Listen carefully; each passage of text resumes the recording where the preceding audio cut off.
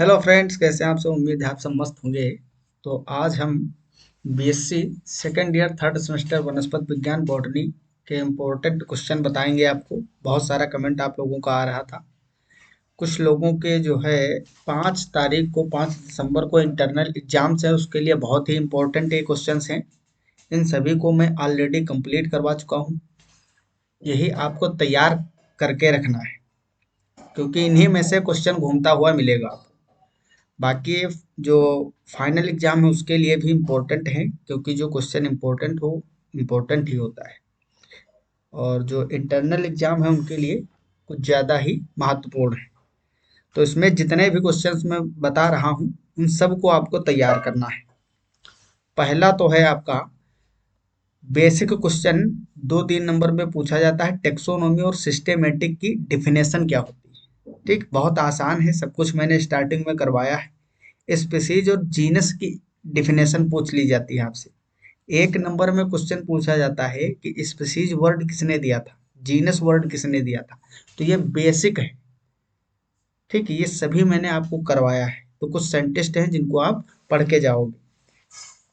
इसके अलावा अगर हम बात करें, क्योंकि जब सरल क्वेश्चन हमसे गलत हो जाते हैं तो बहुत ही ज़्यादा दिक्कत होती है, इसलिए बेसिक चीज़ें आनी चाहिए। टेक्सोनोमी क्या होता है, प्लांट टेक्सोनोमी है ना, इसके बारे में पता होना चाहिए। प्लांटों को हम कैसे क्लासिफाई करते हैं, सिस्टेमेटिक्स क्या होता है, इन सब चीज़ों के बारे में बेसिक अंडरस्टैंडिंग होनी चाहिए। फिर है राइट शॉर्ट नोट्स ऑन। ये कुछ इंपॉर्टेंट टॉपिक्स हैं जिन पे आपको लगभग 10-15 लाइन तो लिखने भर का पता ही होना चाहिए। पहला है हर्बेरियम। अब पहले आप हर्बेरियम में 2-3 लाइनें डिफिनेशन के तौर पे लिखोगे कि क्या होता है हर्बेरियम।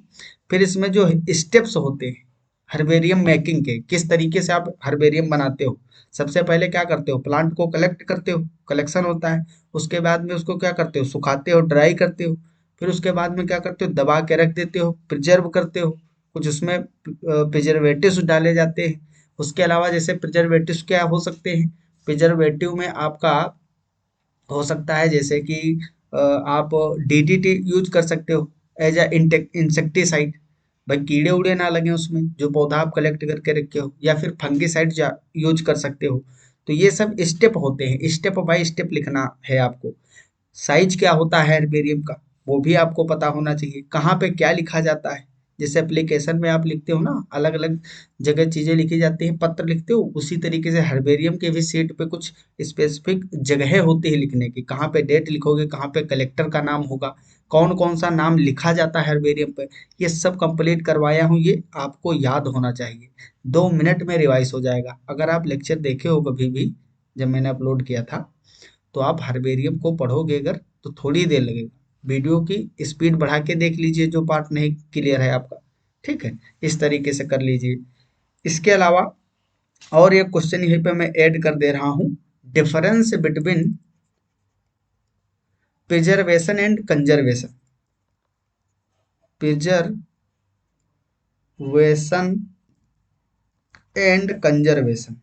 ठीक है, कंजर्वेशन। तो शॉर्ट में मैं आपको बता देता हूँ, कंजर्वेशन और प्रिजर्वेशन आप लोगों को लगता है कि सेम चीज है, लेकिन ये बात गलत है। प्रिजर्वेशन किसका होता है, प्रिजर्व करते हैं हम जो डेड मटेरियल होता है, डेड बॉडी को, प्लांट को। जैसे प्लांट के किसी भी पार्ट को हम तोड़ लाए तो वो डेड ही तो है, उसको दबा कर सुखा कर रख देते हैं। जब होल प्लांट को, लिविंग ऑर्गेनिज्म को हम संरक्षित करते हैं तब उसको बोलते हैं कंजर्वेशन।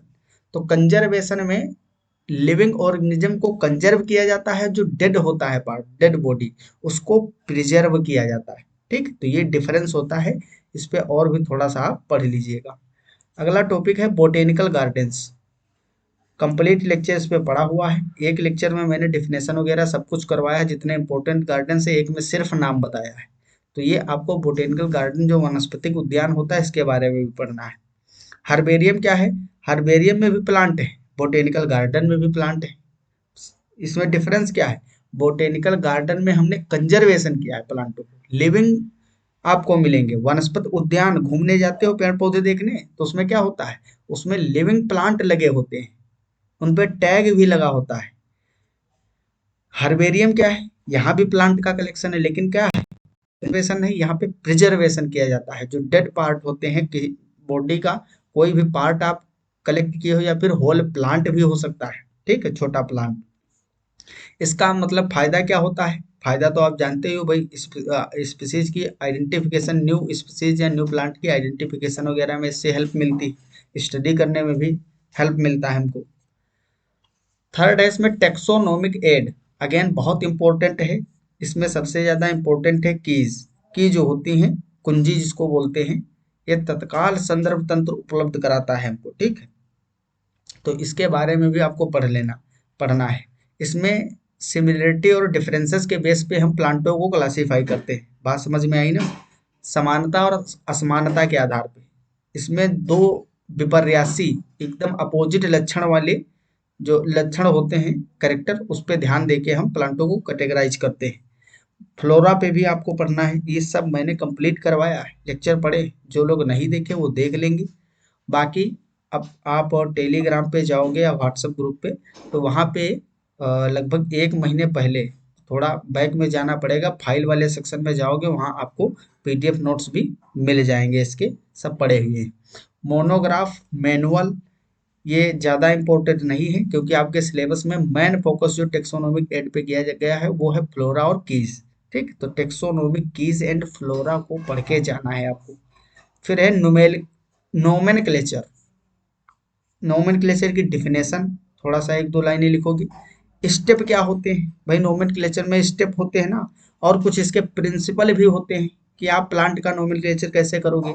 जैसे कि किसी भी प्लांट में 2 वर्ड होते हैं, एक स्पीसीज का होता है, एक जीनस का होता है।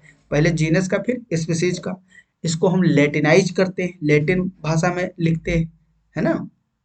तो ये सभी चीज़ें आपको ध्यान रखना। अगर हाथ से लिखते हैं तो अंडरलाइन करते हैं, अगर टाइपिंग करते हैं तो तिरछे अक्षरों में लिखते हैं। ये सभी बातें तो पता ही होंगी आपको। एग्जाम्पल के तौर पे कोई भी रख देना, उसमें होमो सैपियंस रख देना, राना टिग्रिना रख देना। समझ में आ रही है ना बात? तो इस तरीके से आप करोगे।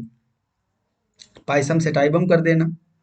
पाइसम सेटाइबम जानते हो ना, उद्यान मटर का नाम होता है। टिटिकम एस्टिवम कर देना, गेहूं का नाम होता है। कई सारे एग्जाम्पल भी दे सकते हो आप उसमें। और उसमें जैसे कुछ में क्या होता है कंप्लीट नेम में, जैसे टिटिकम एस्टिवम लिन लास्ट में लिख दिया जाता है। लिन का मतलब क्या होता है? एब्रीवेशन यूज किया जाता है, जो उसको पहली बार नाम दिया होता है उसका, ठीक। Classification of plant.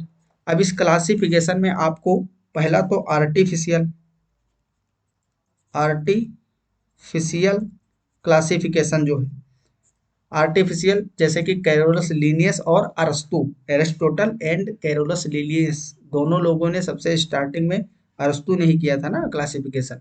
तो ये दोनों लोगों ने आर्टिफिशियल क्लासिफिकेशन दिया था। देन उसके बाद में आपको नेचुरल क्लासिफिकेशन भी पढ़ना है। नेचुरल सिस्टम ऑफ क्लासिफिकेशन, जो कि किसने दिया था? बेंथम एंड हुकर ने।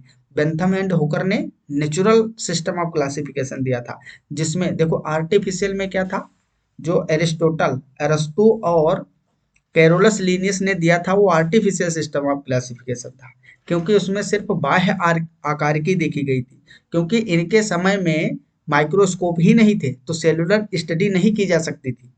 इसीलिए वो जो सिस्टम ऑफ क्लासिफिकेशन था वो आर्टिफिशियल था। बेंथम एंड हुकर ने जो नेचुरल सिस्टम ऑफ क्लासिफिकेशन दिया, तब इंटरनल चीजें जो थी, एनाटॉमी वगैरह की स्टडी की गई थी, उन सब चीजों को भी जोड़ा गया था। लास्ट में आपको फाइलोजेनेटिक भी पढ़ना है, ठीक। फाइलोजेनेटिक सिस्टम ऑफ क्लासिफिकेशन, जिसको आपके एंगलर एंड प्रांटल ने दिया था। किसने?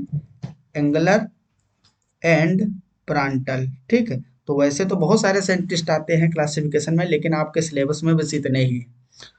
कैरोलस लीनियस एरिस्टोटल का कर लीजिए, बेंथम एंड हुकर का natural system of classification, Engler and Prantl का फाइलोजेनेटिक सिस्टम ऑफ क्लासिफिकेशन। इन साइंटिस्टों का कंप्लीट करना है आपको। यहाँ पे लिखा है Bentham and Hooker's Engler and Prantl system of classification जो है, इसका मेरिट और डीमेरिट भी आपको तैयार करके जाना है, ठीक। क्वेश्चन पूछा जाता है।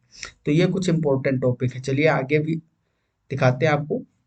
साइटोटेक्सोनोमी पे आपसे शॉर्ट नोट पूछा जाएगा। साइटोटेक्सोनोमी, या फिर इसी को ऐसे पूछ सकते हैं, टेक्सोनोमिक एविडेंसेस फ्रॉम साइटोलॉजी। मतलब वही है साइटोटेक्सोनोमी या फिर taxonomic evidences from cytology, taxonomic evidences from palynology, ठीक है, जो पोलन ग्रेन वगैरह होते हैं उसके आधार पे, एंड मोलिकुलर डाटा जैसे डीएनए आरएनए है। अब इन चीजों को लेकर जब हम क्लासिफिकेशन करते हैं तो इसको मोलिकुलर बायोलॉजी के आधार पे बोलते हैं, ठीक। Name of important botanical gardens and herbaria, mainly Indian botanical gardens जो हैं फेमस फेमस उनके नाम आपको याद होने चाहिए, और हर्बेरिया के, ठीक। कुछ और इम्पोर्टेंट क्वेश्चन जैसे कि फेनेटिक्स एंड क्लेडिस्टिक, फेनेटिक्स और क्लेडिस्टिक मैंने अभी करवाया था, लेक्चर पढ़ा हुआ है, आप लोग नहीं देखे तो देख लेना। फेनेटिक्स क्या होता है? फेनेटिक्स को अगर हम माने तो ये काफी एडवांस क्लासिफिकेशन है। इसमें हम क्या करते हैं, ओवरऑल ओवरऑल कैरेक्टर इंक्लूड करते हैं। क्या करते हैं इसमें हम, ओवरऑल कैरेक्टर को लेते हैं, ओवरऑल कैरेक्टर को इसमें लिया जाता है। ओवरऑल कैरेक्टर कहने का मतलब मार्फोलॉजी भी देखेंगे, बाह्य आकृति कि पौधा बड़ा है या छोटा है, पत्तियां कैसी हैं, वेनेशन कैसा है पत्तियों में जो बाहर से चीजें दिखती हैं, रूट कैसी है, पौधे को उखाड़ के देख सकते हो, बाहर से देख सकते हो ना, मूसला मूल तंत्र है मतलब, या फिर एडवेंटिशियस रूट है, ये चीजें आप देख सकते हो।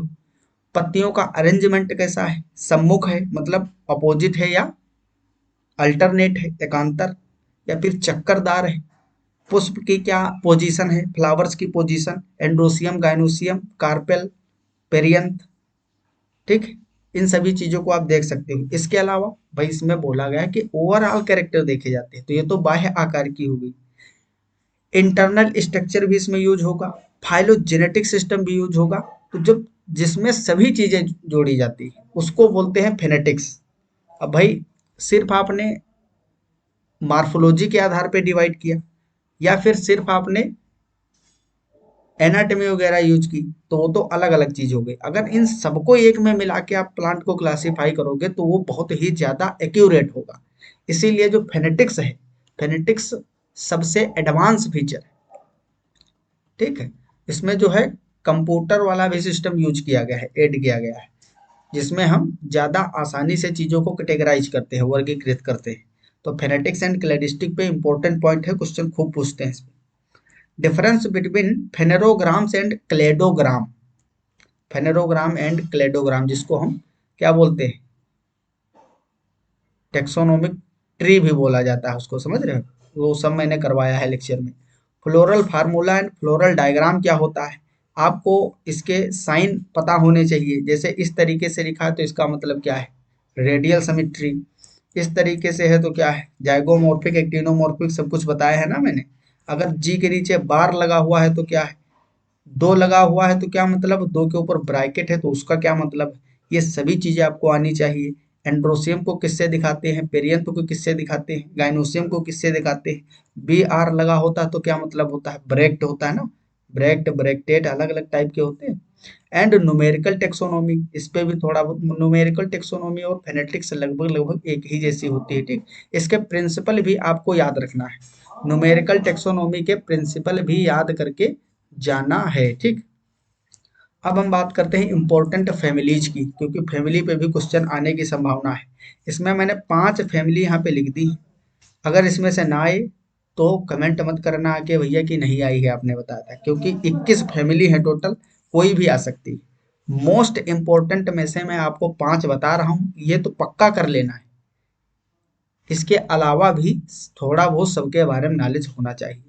ये 5 फैमिली ऐसी हैं जिनके बारे में डिटेल में आपको अच्छे तरीके से पढ़ के जाना है।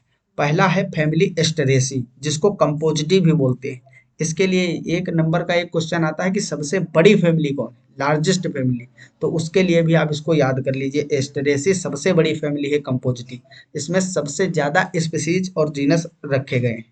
सेकंड है आपका सोलेनेसी, आपको तैयार करके जाना है, ठीक। पोएसी, पोएसी एक मोनोकोटिलिडन फैमिली है, कौन सी है, मोनोकोट की फैमिली है, ठीक। बाकी ये एस्टेरेसी हो गया, सोलिनेसी, सोलिनेसी, ठीक, और फैबेसी, ये सब कैसी हैं, फैबेसी भी इंपॉर्टेंट है, काफी इंपॉर्टेंट है, ठीक। यूफोरबिएसी ये भी बहुत ज्यादा महत्वपूर्ण है। तो ये पांचों फैमिलियां सबसे ज्यादा महत्वपूर्ण है। तो आई होप आपको समझ में आ गया होगा, क्योंकि इतना ही मटेरियल आपके तैयार करने भर का है, इसलिए आप इतना ही तैयार कर लीजिए, ज़्यादा इधर उधर भटकिए मत। नोट्स प्रोवाइड किया है मैंने, अगर आपने पीडीएफ सेव करके रखा है तो अच्छी बात है, बुक है तो वहाँ से टॉपिक चूज करके पढ़िए, जहाँ से आपको सही लगे इतने टॉपिक आपको तैयार करना है, ठीक। तो अगर क्लास अच्छी लगी तो लाइक जरूर कर दीजिएगा, कोई प्रॉब्लम है तो कमेंट करिएगा, आपको कोशिश करेंगे कि हम जवाब तुरंत दें, ठीक है। तो मिलते हैं अगले लेक्चर में, सभी को धन्यवाद। अगले लेक्चर में हम अगले टॉपिक के साथ मिलेंगे आपसे, ठीक है। तब तक के लिए okay bye, all the very best, thanks for watching, Jai Hind जय भारत।